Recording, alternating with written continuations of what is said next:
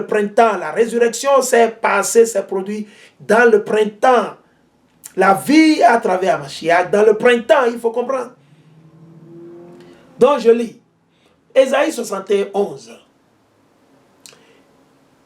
Car de même que la terre fait éclore ses gemmes et qu'un jardin fait germer sa semence, ainsi le Seigneur Yahweh fait germer la justice et la louange devant toutes les nations. C'est une parabole.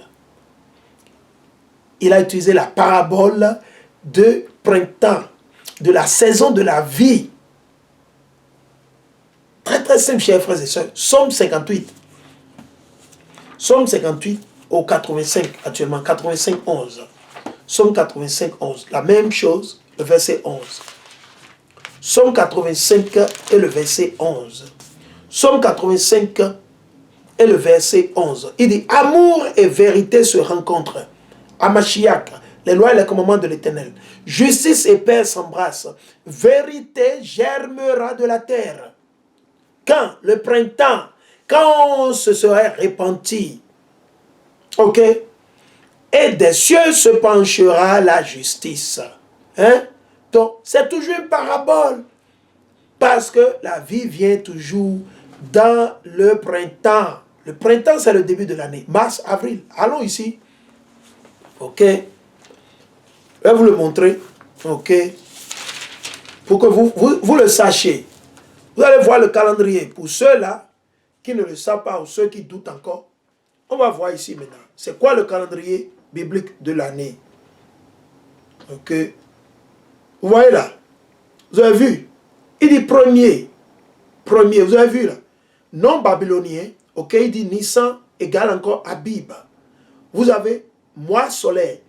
Aujourd'hui, selon le calendrier grégorien ou julien, le mois correspond au mois mars-avril, selon la lune.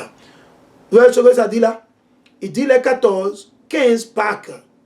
Ok, Azim durant 7 jours. Ok, vous voyez? Voilà le calendrier biblique. 12e mois, il dit quoi? Février, mars. Vous voyez? Vous voyez? Donc, chers frères et sœurs, que personne ne vous déçoive.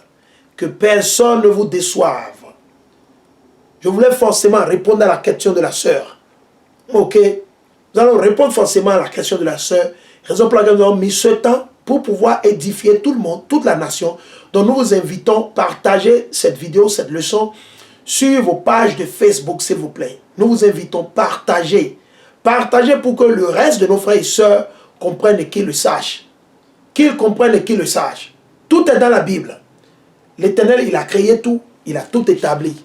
Le début, Abib, le commencement, l'année commence. Donc, sans plus tarder, nous bénissons l'Éternel parce que j'ai d'autres édifications à faire live sur Facebook. Je vais y revenir live sur Facebook pour pouvoir édifier. Hein? Nous sommes persuadés que cette leçon a été une lumière pour notre peuple, pour tout un chacun de vous. Hein? Et si vous ne comprenez pas, nous vous le demandons, chers frères et sœurs, jeûnez, priez et demandez à l'Éternel. Mais rassurez-vous que vous mettez en pratique les lois et les commandements de Yah.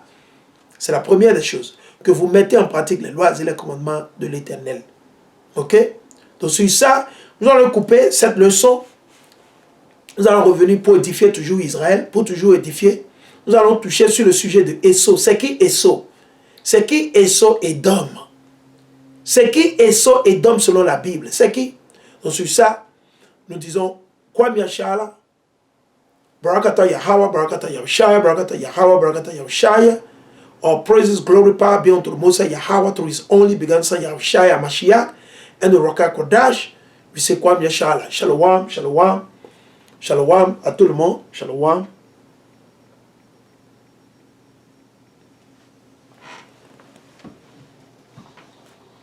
Shalom. First and foremost, we give all praises, glory, power unto the Most High Yahweh through His only begotten and beloved Son